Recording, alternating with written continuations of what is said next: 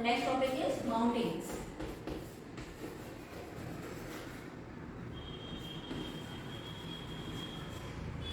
So what are mountains? Mountains are landforms with steep, which is high.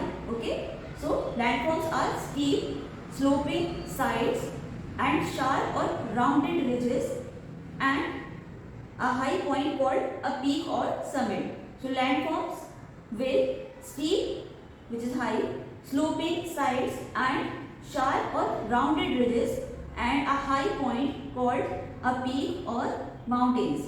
So for a landform to be a mountain, there are certain things which must be there, and the first one is it should be a steep, which is high. Okay, it should be a steep landform. It should be at some height from the ground level. It should be at a high level than the ground level. It should be at a much higher level than the ground level. It should be a landform with sloping sides, that it should have sides like these. Okay, it should not have a side like this. It should have a side like this. This is called a slope. This is called a slope. And sharp or rounded ridges. So it should have a sharp or rounded ridges. And it should also have one more thing, which is a high point, which is called a peak or summit. So it should also have a very high point, the topmost point of the landform, and it should be a peak or a summit, and it is called a peak or summit. So let me write down the definition of a mountain. So the landforms with steep sloping sides and sharp or rounded ridges and a high point called peak or summit. Steep sloping sides, sharp or rounded ridges and a high point is called peak or summit. So if a landform has all of these features, then it can be called a mountain. Then the mountains can rise above the mean sea level for 900 meters. Can rise above the sea level up to 900 meters. And we can say that it also rises at least 1000 feet. 1000 feet is also equal to 300 meters or more above its surrounding area. So for a landform to be a mountain, it should rise 900 meter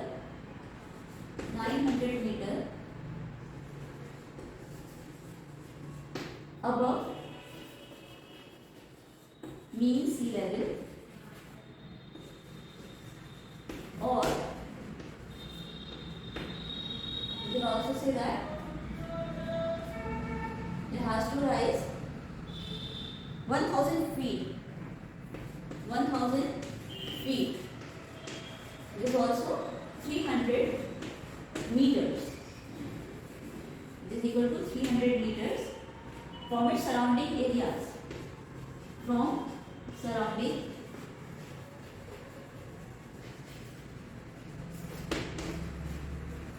So for a landform to be a mountain, it should at least have a height of 900 meters above the mean sea level, or we can say that it should at least have a height of 1000 feet, which is also equal to 300 meters from the surrounding areas. Some of the mountains are situated at places where there is only one mountain. So when there is only one mountain in an area, it is called an isolated mountain. When a mountain is not in a group of a number of mountains, when it is isolated in a particular area, then it is called a isolated mountain. Isolated mountain peaks are basically single mountain. In simplest word, we can say it is a single mountain.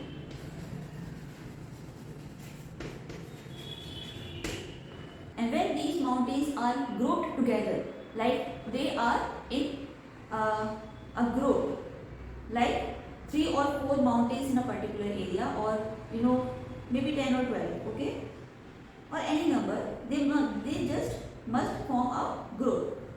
So when the mountains are grouped like this, then it is also called a mountain range.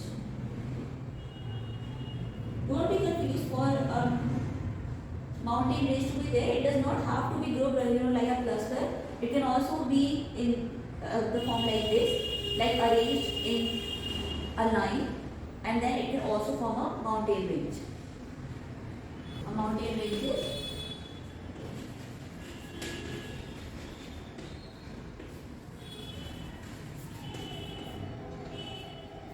group mountains. Group of mountains.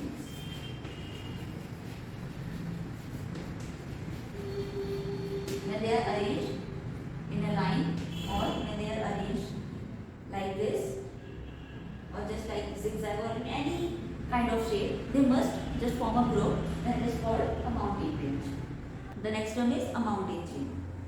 The mountain chain is made up of several parallel, long and narrow mountains. Several parallel, narrow mountains.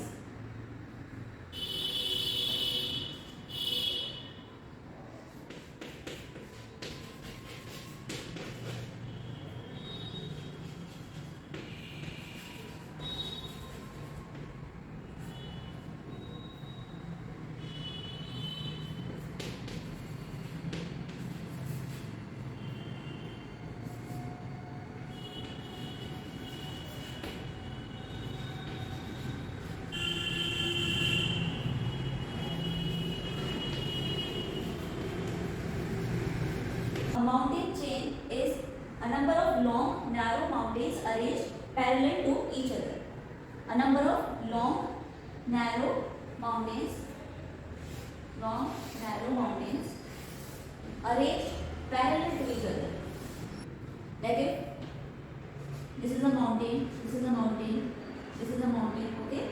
So these mountains are arranged parallel to each other. This mountain is arranged in a line like this, it is arranged in a line like this one this, okay? So they are arranged parallel to each other. The next one is a high mountain. High mountains have very cold climate, because as you know that as we move up in the atmosphere, the temperature of the atmosphere falls down. Like if you are close to the land, you will experience a higher temperature. Like there will be a very hot climate of hot temperatures when you are closer to the earth's surface. But as you move up in the atmosphere, what happens that this temperature falls down, and it becomes more and more cold as you move up in the environment, up in the atmosphere. So high mountains have a very cold climate because they have very high peaks which are situated at a very top point, and then this top point have very low temperatures. This top point have very low temperatures. That's why the mountain which are called the high mountains have a very cold climate. These mountains have large rivers of ice called glaciers. The glaciers are the main source of water for these rivers. So,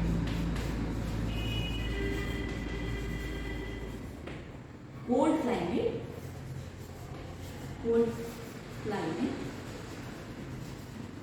They also have glaciers, large rivers of ice called glacier, and these glaciers are the main source of water for the rivers, and these glaciers are the main source of water for rivers. Main source of rivers.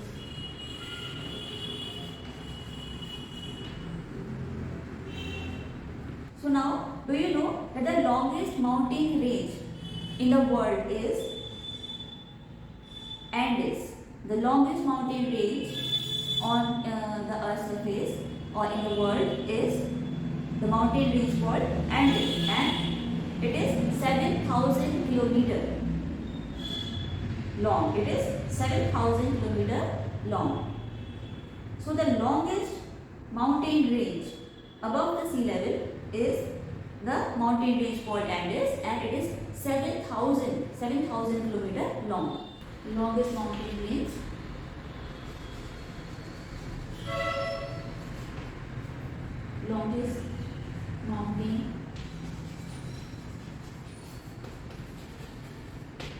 ranges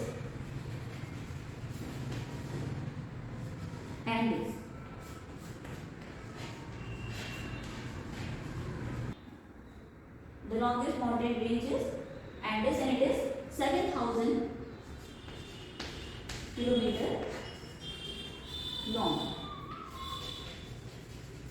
Is 7,000 kilometer long. What is a glacier? A glacier is an extended mass of ice formed from snow falling and accumulating over the years and moving very slowly, either descending from high mountains or moving outwards from the centers of accumulation. Is an extended mass of ice formed by snow falling and accumulating. Accumulate means to collect. When something gets collected in a small area, it is called accumulation. Okay, and accumulating over the years. And what do glaciers do? They move very slowly. Moving very slowly.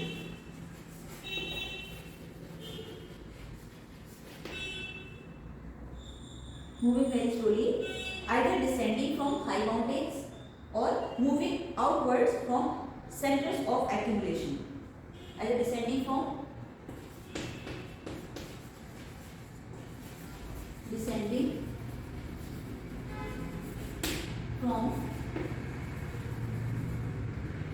high mountains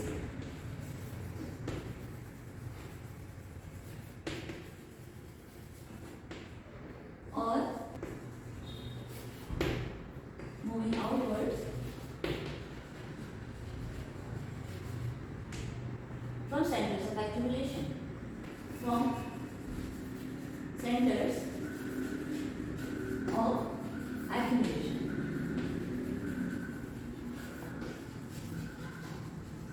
So this is the definition of a glacier.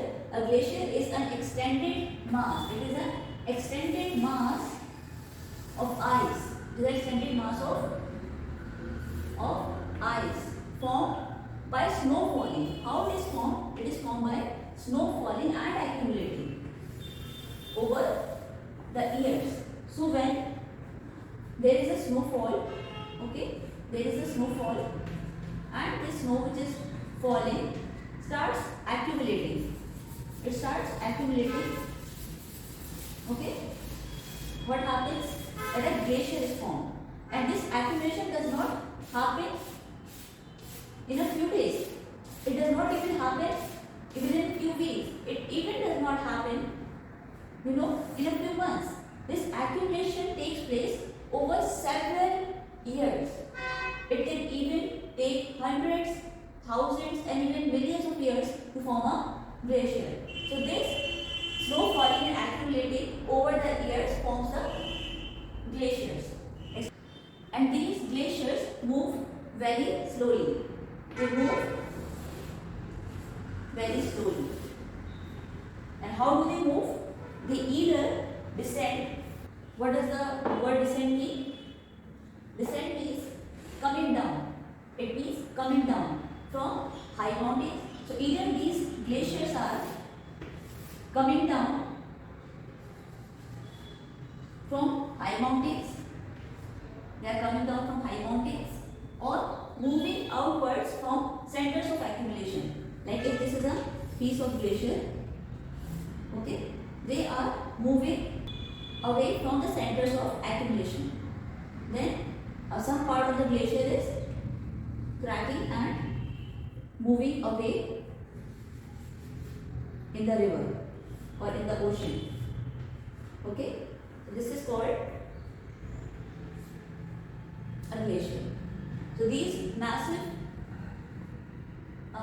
extended mass of ice are moving away from the centers of accumulation. Like this was the center where the glacier was formed. This was the center where the snow falling was accumulated, and it broke down into smaller pieces, and these smaller pieces move away from the centers of accumulation. This is how the glaciers are formed. Okay class, so that's it for today. Thank you.